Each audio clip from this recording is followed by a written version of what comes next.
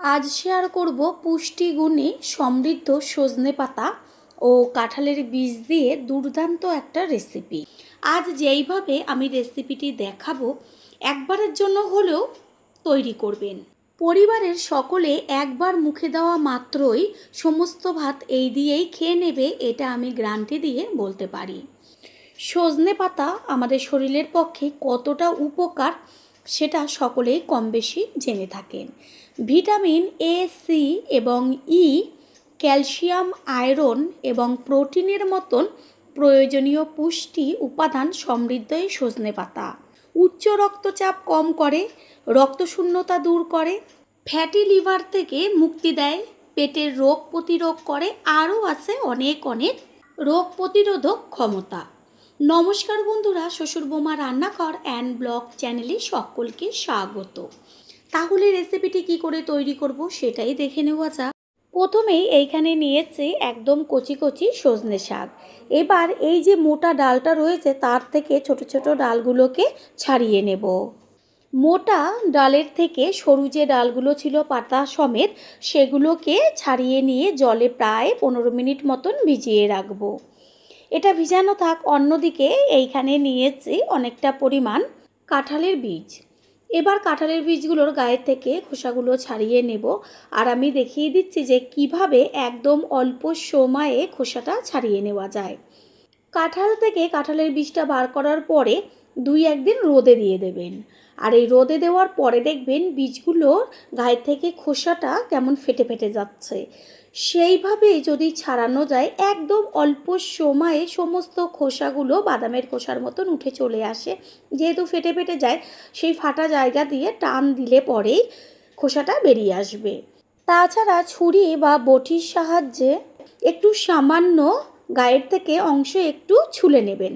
তারপর বাদামের খোসার মতন উল্টোভাবে টান দিলেই খুব সহজে বীজের থেকে খোসাগুলো উঠে আসবে।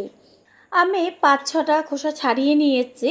এবার কিভাবে আমি কেটে নেব সেটাই শেয়ার করছি। ছুরি দিয়ে গোটা বীজটাকে ধরে ওপরের দিকে লম্বা করে বেশ গোল গোল করে চাকচাক করে পাতলা করে কেটে নেব। কাটার পরে বা রান্না করার পরে এত সুন্দর লাগবে দেখতে, আর যে জিনিসটা দেখতে সুন্দর লাগে তার প্রতি খাওয়ার আগ্রহটাই যেন বেড়ে যায়। আমি হাতে তুলে দেখিয়ে দিলাম যে কিভাবে আমি কেটে নিয়েছি। এইভাবে সমস্ত বীজগুলো গায়ের থেকে খোসা ছাড়িয়ে তারপরে কেটে নিয়ে ফিরে আসছি। 15 মিনিট মতো সজনে শাকটাকে ডাল সমেত তো জলে ভিজিয়ে রেখেছিলাম। আরও 2 থেকে 3 বার জল পাল্টে ধুয়ে নিয়েছি। এবার পাতাগুলোকে ছাড়িয়ে নেব। আমি প্রথমে ডাল সমেত কেন পাতাটাকে ভিজিয়ে রেখেছিলাম বা ধুয়ে নিয়েছি, এই যে ডালের থেকে পাতাগুলো ছাড়াবার পর যদি ধোয়া হয় ভালো মতন ধোয়া হয় না, বেশ হাতে লেগে যাবে বা যেই পাত্রে দেবো সেই পাত্রে লেগে যাবে। সেই কারণে এরকম ডাল সমেত পাতা থাকা অবস্থাতেই ভালো করে জল দিয়ে ধুয়ে নেবেন। আস্তে করে ডালটাকে ধরে টান দিলে সমস্ত পাতাগুলো চলে আসবে। এইভাবে সব পাতাগুলো ছাড়িয়ে নিয়ে ফিরে আসছি। পাতাগুলোকে তো জল পাল্টে পাল্টে ভালো করে ধুয়ে নিয়েছি, আর কোনো রকম ধোবার দরকার নেই। আর এইদিকে আমি যে কাঁঠালের বীজগুলো কেটে নিয়েছিলাম সেটাকে আমি হাতে তুলে দেখিয়ে দিচ্ছি যে কিভাবে চাকচাক করে কেটেছি। খোসাটা ছাড়াবার কোনো রকম দরকার নেই গায়ের থেকে, ওই যে লাল অংশটা। এইখানে লম্বা লম্বা করে সরু সরু করে কেটে নিয়েছি রসুন, পেঁয়াজ আর ঝালের জন্য কাঁচা লঙ্কা। এবার গ্যাসের ওভেনে কড়াই বসিয়ে তাতে দিয়ে দিয়েছি অনেকটা জল। শাক যতটুকু দেবেন তার থেকে জলটা একটু বেশি দেবেন। গ্যাসের ফ্লেম প্রথমে হাই করে দেব। ভালো করে জলের সাথে শাকটাকে ফুটিয়ে নেব। 2-3 মিনিট মতন জলে শাকটা ভালো করে টকবক করে ফুটতে শুরু করলে গ্যাসের ফ্লেম লো করে দেব। দিয়ে দিচ্ছে লবণ। লবণটাকে জলের সাথে ভালো করে মিশিয়ে নেব। তারপর একটা ঢাকনা চাপা দিয়ে দেব 7 থেকে 8 মিনিট মতন। কাঁঠালের বীজ বা সজনে পাতা অনেক রকমভাবেই তো রান্না করেছেন, ঠিক এই পদ্ধতিতে একবার রান্না করবেন, মুখের থেকে স্বাদ যাবে না, এটা আমি বারবার বলতে পারি। শাকটা একদম নরম হয়ে গেছে আর জলের কালারটা কত সুন্দর চেঞ্জ হয়েছে। এই যে জল সমেত শাকটা, এটা আমি একটা পাত্রে ঢেলে নেব। জলটা একদম ফেলবো না, শাকের সাথেই থাকবে। গ্যাসের ওভেনে ওই কড়াইটাই বসিয়ে গরম করে নিয়ে দিয়ে দিচ্ছি সর্ষের তেল। তার মধ্যে ফোড়ন দিচ্ছি একটা শুকনো লঙ্কা আর ছোটো চামচের 1 চা চামচ পরিমাণ কালো জিরে। কালো জিরেটাই ফোড়ন দেবেন। ভালো করে ফোড়নটাকে ভেজে নেব। এই পর্যায়ে গ্যাসের ফ্লেম লোতে রেখে দিয়ে দিচ্ছি 1/2 চা চামচ পরিমাণ হলুদ গুঁড়ো। তারপরেই দিয়ে দেব ওই যে সরু সরু করে লম্বা করে কেটে রেখেছি রসুন, সেই রসুন। প্রথমে তেলের মধ্যে যদি আমি রসুনটা দিয়ে দিতাম, চারদিকে তেলটা ছিটত। এই যে হলুদ দিয়েছি, এই কারণে তেলটার চারদিকে ছিটবে না। রসুনটাকে বেশ লাল করে ভেজে নেব। রসুনের থেকে সুন্দর একটা ভাজা গন্ধ আসছে। এবার দিয়ে দেব কুচিয়ে নেওয়া পেঁয়াজ। এইখানে আমি মাঝারি সাইজের 2টো পেঁয়াজ ব্যবহার করেছি। পেঁয়াজটাকে রসুনের সাথে মিশিয়ে নিয়ে ভালোভাবে ভেজে নেব। আর পেঁয়াজটা তাড়াতাড়ি মজে আসার জন্য এর মধ্যে দিয়ে দেব লবণ। শাকের মধ্যেও আমি লবণটা দিয়েছি, আর যেহেতু জলটা ফেলে দিইনি, জলটা আমার পরে কাজে লাগবে, সেই কারণে লবণটা বুঝে ব্যবহার করবেন। পেঁয়াজটা ভাজা হতে থাক, দিয়ে দিচ্ছি ঝালের জন্য চিড়ে নেওয়া কাঁচা লঙ্কা। ঝালটা যে যেমন খাবেন সেই অনুযায়ী ব্যবহার করবেন। পুরনো বন্ধুদের সবসময় আমাদের পাশে এইভাবে ভালোবেসে থেকে এগিয়ে নিয়ে যাবার জন্য অনেক অনেক ভালোবাসা। পেঁয়াজের গায়ে হালকা একটা কালার আসছে। এই সময় এর মধ্যে দিয়ে দেব কেটে নেওয়া কাঁঠালের বীজগুলো। খেয়াল রাখবেন যেন পেঁয়াজটা পুরো লাল লাল হয়ে না যায়। সমস্ত কাঁঠালের বীজগুলো দিয়ে দেব। আর কাঁঠালের বীজের পরিমাণটা একটু বেশি দিলে তাহলে কিন্তু বেশি টেস্টি লাগবে খেতে। গ্যাসের ফ্লেম লোতে রেখে এবার পেঁয়াজের সাথে কাঁঠালের বীজটাকে ভেজে নেব। দেব হলুদ গুঁড়ো, আর এর মধ্যে আমি কোনো রকম মশলা ব্যবহার করব না। লবণ তো আগেই ব্যবহার করেছি, যদি আর প্রয়োজন মনে হয় তাহলে শাকটা দেওয়ার পরে দেব। কাঁঠালের বীজটা তাড়াতাড়ি সিদ্ধ হবার জন্য আমি একটা ঢাকনা চাপা দিয়ে দেব। গ্যাসের ফ্লেম লো টু মিডিয়াম করে কাঁঠালের বীজটাকে ভেজে নিতে হবে। 3-4 মিনিট বাদে ঢাকনাটাকে সরিয়ে দিয়ে খুন্তি দিয়ে একটু নেড়েচেড়ে দেবো, নাহলে নিচের দিকটা পুড়ে যাবে। আবারও ঢাকনাটা চাপা দিয়ে দেব। আর যেহেতু পাতলা পাতলা করে কাটা আছে, সেই কারণে কাঁঠালের বীজ বেশি সিদ্ধ হতে সময় লাগবে না। আর এমনিতেও কাঁঠালের বীজ একটু সিদ্ধ হতে বেশি সময় লাগে, সেই কারণে যতটা পারবেন পাতলা করে কেটে দেবেন। কিছুক্ষণ বাদে আবারও ঢাকনাটাকে সরিয়ে দিয়ে খুন্তি দিয়ে বেশ নেড়েচেড়ে দেব। কাঁঠালের বীজটা খুব সুন্দরভাবে ভাজা হয়েছে, কত সুন্দর একটা কালার আসছে। এই ভাজা দিয়েই কিন্তু এক থালা ভাত হামেশায় খাওয়া যাবে। এবার এর মধ্যে দিয়ে দেব ওই যে জল সমেত সজনে শাকটা আমি রেখেছিলাম, সেই শাকটা প্রথমে সিদ্ধ করে নেওয়ার একটা কারণ হচ্ছে কালারটা খুব সুন্দর থাকবে। শাকের যে কালার প্রথমে রয়েছে সেটা শেষ পর্যন্ত বা রান্নার শেষেও এই কালারটাই থেকে যাবে। আরেকটা হচ্ছে এই যে সিদ্ধ করাতে সজনে শাকের থেকে কোনো পুষ্টিগুণ বেরিয়ে যায়নি, জলের মধ্যে সমস্তটা থেকে গেছে। গ্যাসের ফ্লেম হাই করে একটু ঢাকনাটা চাপা দিয়ে দেব। যখন ফুটবে তখন লো করে দেব। 4 থেকে 5 মিনিট বাদে ঢাকনাটা সরিয়ে দিয়ে দেখিয়ে দিচ্ছি সমস্ত জলটা টেনে গেছে। আর কালারটা দেখা যাচ্ছে শাকের কত সুন্দর রয়েছে। যেমন কাঁঠালের বীজের কালার তেমন শাকের কালার, দেখা মাত্রই জিভের থেকে জল পড়ে যাবে। খুন্তি দিয়ে বেশ চারদিকে একটু কাচিয়ে তারপরে ভেঙে চুরে দেব। প্রথমবার যারা আমাদের চ্যানেল ভিজিট করছেন তাদের আন্তরিক শুভেচ্ছা ও অনেক ভালোবাসা। আমাদের রেসিপিগুলো যদি ভালো লেগে থাকে সাবস্ক্রাইব করে দেওয়ার অনুরোধ রইল, ও পাশে থাকা বেল আইকনে ক্লিক করলে পরবর্তী ভিডিওগুলো সবার আগে আপনাদের কাছেই পৌঁছে যাবে। বন্ধুরা, আপনারা যেইখান থেকে ভিডিওটি দেখছেন অবশ্যই কমেন্টের মাধ্যমে জানাবেন। আপনাদের ধন্যবাদ জানাতে পারলে সত্যিই আমরা ভীষণ ভীষণ আনন্দিত হব, কারণ আপনাদের করা কমেন্টসগুলো পেয়ে আমরা এতটাই উৎসাহিত হই পরের ভিডিওগুলো তৈরি করার জন্য। শাক একদম তৈরি হয়ে গেছে, গ্যাস অফ করে দেব। আর সমস্ত কিছুর ব্যালেন্সটা ঠিক রাখার জন্য এর মধ্যে দিয়ে দেব একদম অল্প পরিমাণ চিনি। খুন্তি দিয়ে ভালো করে চিনিটাকে মিশিয়ে নেব। গ্যাসের ফ্লেম তো লোতে রয়েছে, আর 2 মিনিট মতন ভেজে নিলেই হয়ে যাবে, কারণ চিনিটা তো মিশবে শাকের সাথে। গ্যাস অফ করে দিয়েছি, এবার একটা পাত্রে তুলে নেব। আশা করি রেসিপিটি ভালো লাগলো। আর যদি ভালো লেগে থাকে একটা লাইক, কমেন্টস, পারলে একটা শেয়ার করে অবশ্যই জানাবেন। আপনাদের করা একটা লাইক ও লাইকের পাশে থাকা হাইপ আর একটা শেয়ার আমাদের কাছে অনেক অনেক গুরুত্বপূর্ণ। All friend, thanks for watching my video. আপনারা সকলে ভালো থাকবেন, সুস্থ থাকবেন। আবারও দেখা হবে অন্য কোনো রেসিপির এপিসোডে। আজ শেয়ার করব কাঁঠালের বীজ দিয়ে দুর্দান্ত স্বাদের একটা কলমি শাকের রেসিপি, যেটা নাকি বাচ্চা থেকে বড় সকলেই খেয়ে নেবে গরম গরম ভাতের সাথে, আর কিছুই লাগবে না। এতটাই টেস্টি হয় খেতে, এটা আমি বারবার বলবো, একবারের জন্য হলেও ট্রাই করবেন। দেখবেন যেসব বাচ্চারা বা বড়রা কলমি শাক কখনোই খান না বা কাঁঠালের বীজ খান না, এই রেসিপিটা তৈরি করে দিলে চেটেপুটে খেয়ে নেবে। নমস্কার বন্ধুরা, শ্বশুর বৌমা রান্নাঘর অ্যান্ড ব্লগ চ্যানেলে সকলকে স্বাগত। তাহলে কি করে তৈরি করব সেটাই দেখে নেওয়া যাক। সবার প্রথমে এইখানে এক আঁটি কলমি শাক নিয়েছি, আর শাকটা এতটাই কচি, সেই কারণে গোড়ার দিকে ডাঁটির অংশটা বেশিটা বাদ দেব না, একদম সামান্য একটু কেটে বাদ দিয়ে দেব। তারপর ভালো করে জল দিয়ে ধুয়ে ফিরে এসেছি। দেখাই যাচ্ছে যে কতটুকু আমি গোড়ার দিকে বাদ দিয়েছি। আর ভালো করে 6 থেকে 7 বার জল পাল্টে পাল্টে ধুয়ে নিয়েছি।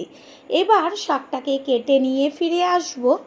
এইখানে নিয়েছি বেশ কতগুলো কাঁঠালের বীজ। আর কাঁঠালের বীজ সব সময়ের জন্য একটু 2-1 দিন রোদে দিয়ে দেবেন, তাহলে দেখবেন খোসাটা ছাড়াতে একদমই বেশি সময় লাগবে না। ধরা মাত্রই বীজগুলো যেহেতু খোসাটা ফেটে ফেটে যাবে, সেই কারণে ধরা মাত্রই খোসাগুলো খুলে আসবে। আমি কিভাবে তাড়াতাড়ি খোসাটা ছাড়ানো যায় সেটাই এখানে কেটে দেখাচ্ছি। প্রথমে যে কাঁঠালের বীজের মুখের দিকের বা যে কোনো দিকের একটুখানি সামান্য খোসাটা কেটে নেবেন। তারপর হাত দিয়ে উল্টোভাবে টান দিলেই সুন্দরভাবে খোসাগুলো চলে আসবে। খোসাগুলো ছাড়িয়ে নিয়েছি, এবার কিভাবে কেটে নেব সেটাই দেখাচ্ছি। লম্বা করে কেটে তারপর 4 টুকরো বা 6 টুকরো করে নেব। যতটা পারবেন সরু সরু করে কাটার চেষ্টা করবেন। এইভাবেই সমস্ত বীজগুলোকে কেটে নেব।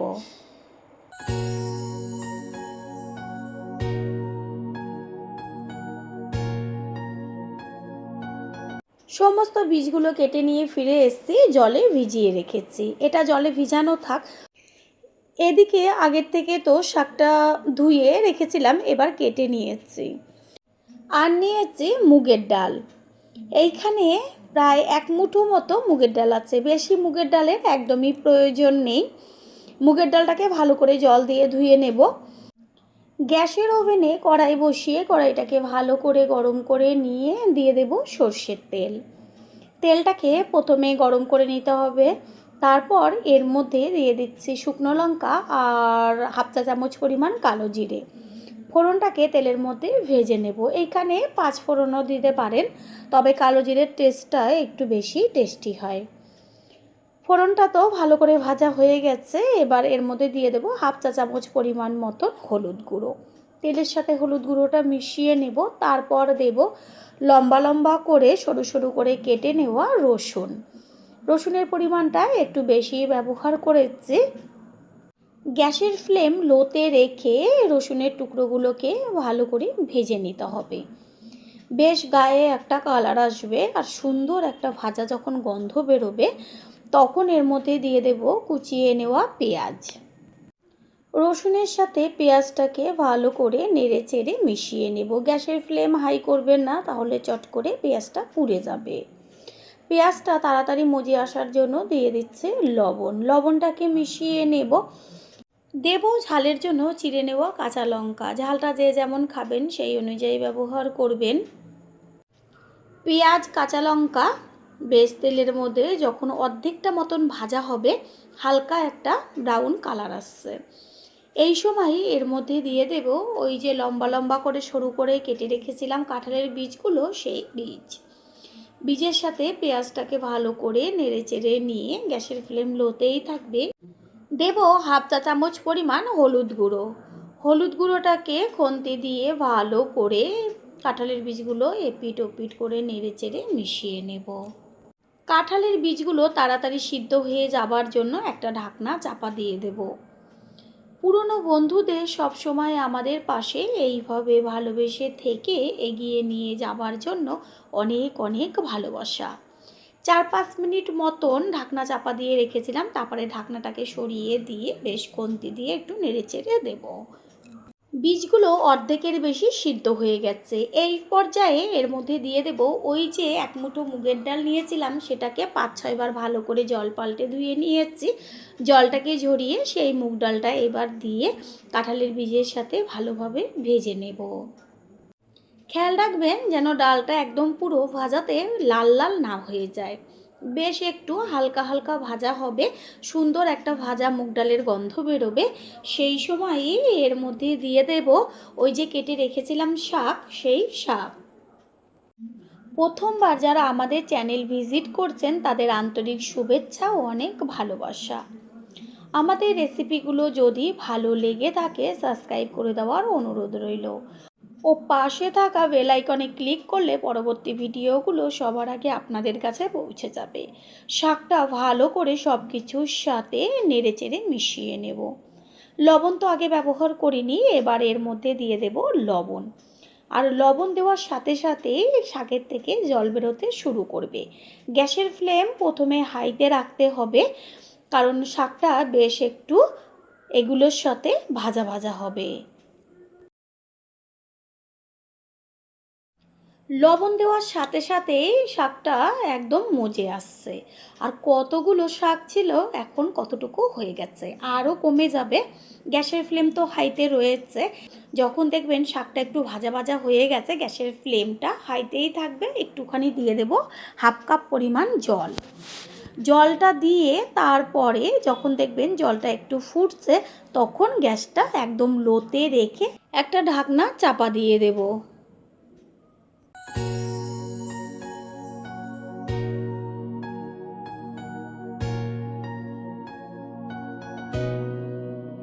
কিছু সময় বাদে কড়াইয়ের ঢাকনাটাকে সরিয়ে দিয়ে খুন্তি দিয়ে একটু ওপর নিচ করে দেব। সমস্ত জলটাই শাকের থেকে টেনে গেছে, বেশ একটা মাখা মাখা ভাব আসছে। শাকের মধ্যে যে মুগ ডাল দেওয়া হয়েছিল আর কাঁঠালের বীজ দুটোই নরম হয়ে গেছে। খেয়াল রাখবেন যেন মুগের ডালটা গলে না যায়, বেশ গোটা গোটা থাকবে, তবে নরম হয়ে যাবে। বন্ধুরা, আপনারা যে যেইখান থেকে ভিডিওটি দেখছেন অবশ্যই কমেন্টের মাধ্যমে জানাবেন। আপনাদের ধন্যবাদ জানাতে পারলে সত্যিই আমরা ভীষণ ভীষণ আনন্দিত হব, কারণ আপনাদের করা কমেন্টসগুলো পেয়ে আমরা এতটাই উৎসাহিত হই পরের ভিডিওগুলো তৈরি করার জন্য। সমস্ত কিছুর ব্যালেন্সটা ঠিক রাখার জন্য দিয়ে দিচ্ছে একদম অল্প পরিমাণ চিনি। চিনিটাকে মিশিয়ে নেব, আর কত সুন্দর একদম মাখা মাখা হয়ে গেছে। এইভাবে আর 2 থেকে 3 মিনিট মতন রান্না করে নিলেই রেসিপি একদম তৈরি হয়ে যাবে। গ্যাস অফ করে দিয়েছি, শাক একদম তৈরি হয়ে গেছে। এবার একটা প্লেটে তুলে নেব। আশা করি রেসিপিটি ভালো লাগলো, আর যদি ভালো লেগে থাকে একটা লাইক, কমেন্ট, যদি পারেন একটা শেয়ার করে জানাবেন। আপনাদের করা একটা লাইকের পাশে থাকা হাইপ আর একটা শেয়ার আমাদের কাছে অনেক অনেক গুরুত্বপূর্ণ। All friend, thanks for watching my video. আপনারা সকলে ভালো থাকবেন, সুস্থ থাকবেন। আবারও দেখা হবে অন্য কোনো রেসিপির এপিসোডে।